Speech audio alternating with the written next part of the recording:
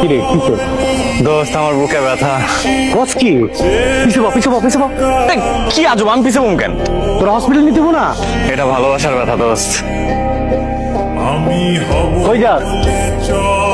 ভয় পাওয়ার কিছু নেই, আমি চোর ডাকাত ছিনতাইকারী কিছুই না। বিশ্বাস করেন, তাকে দেখার পরে তোমার বুকে ব্যথা শুরু হয়ে গেছে।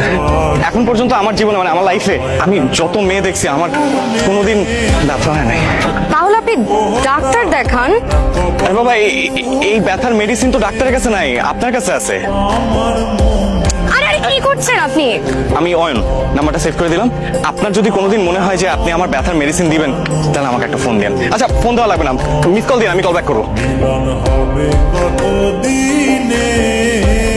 আমি তমা। আপনার বুকে ব্যথা এখনো আছে নাকি চলে গেছে? আছে, ব্যথা আছে, অনেক ব্যথা। তো মিস্টার অয়ন, আপনি ব্যথা কি কমাতে চান নাকি এই ব্যথা নিয়ে বাকি জীবন কাটাতে চান? কমাতে চাই। তাহলে আমি একটা অ্যাড্রেস SMS করে দিচ্ছি, 1 ঘন্টা পর এখানে চলে আসবেন।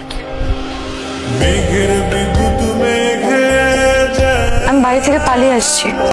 পালিয়ে আসছেন কেন? সেই কথা না হয় পরে বলি। আপনার বুকে ব্যথা কমেছে? বুকে এক মিনিট, হ্যাঁ। দোস্ত তুই কই? বাসায় ঘুমাই। মেয়ে তো পালাই চলে আসছে। বাহ, মেঘনা চাটি বৃষ্টি। তা বিয়ে করে বাসায় নিয়ে যা, যারা দেখলে তোর ব্যথা ঠিক হয়ে যায়। পুরো ওষুধ কোম্পানিটা পেয়ে গেলি।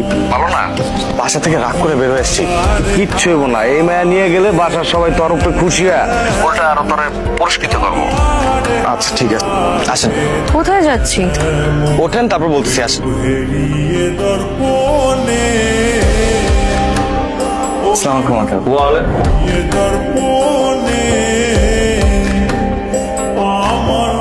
তুমি এখানে? আঙ্কেল, আমি অয়ন। তোমার নাম তো আমার শুনতে হবে না, তোমার আমি ভালো করে চিনি। আঙ্কেল, আপনার মেয়ে। তোমার? তুই আমার মেয়ে নিয়ে পালাইছস? আমার মেয়ে মাস্টার ছেলে নিয়ে পালাইছস? একটু কথাটা চুপ, একদম চুপ কর। তুই এই ফালতু ছেলেটার সঙ্গে আমার মেয়ে হয়ে পালাইছস? আঙ্কেল, আমি তোর মুখ আমি দেখতে চাই না। যা, এই বাড়ির দরজা আজ থেকে তোর জন্য বন্ধ। যা, কথাটা একটু শোনে না। একটা কথা আমি শুনতে চাই না। রাতে বলছিলি ওকে? অয়ন ওকে? ভাবি, ও তমা। আজকেই পরিচয় আমাদের, কয়টা দিন আমাদের বাসায় থাকবে আর কি। বাহ, একদিনের পরিচয় তুমি একটা মেয়েকে রাস্তা থেকে বাসায় নিয়ে আসছো? এই, এদিকে সরেখানা পাইছো? এই তানভীরের আব্বা, এদিকে আসো। তোমার ভাই কাকে নিয়ে আসছে তুমি দেখো। কি রে অয়ন, কে এটা? ভাইয়া, ও ওই বাসা থেকে রাগ করে চলে আসছে, তো আমাদের বাসায় নিয়ে আসছি, কয়টা দিন থাকবে। খুব ভালো কাজ করছিস। তোর আগে এটা ভাবা উচিত ছিল এই বাসায় তোর নিজের থাকার জায়গা আছে কিনা। এই চলো।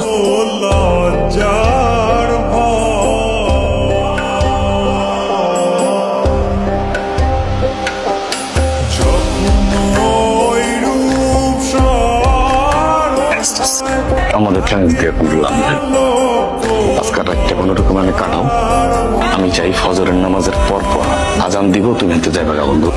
আমি কই যাবো? কি করতেছিস? না কই যাবো এটা তার আমি জানি না। আমি তো তোমার কন্ট্যাক্ট করে আনে নিয়ে আইনি যে বন্ধু তুমি আও।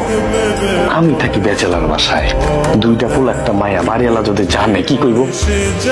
আমি এগুলো নিতে পারবো না। ওরা তো কি ভাববো টুয়া। তো পারি যাবো, তুমি বাংলা মানুষ করবা, জীবনও পারবা না। আমি যেটা কইছি বন্ধু, এটা তুই যাবি না।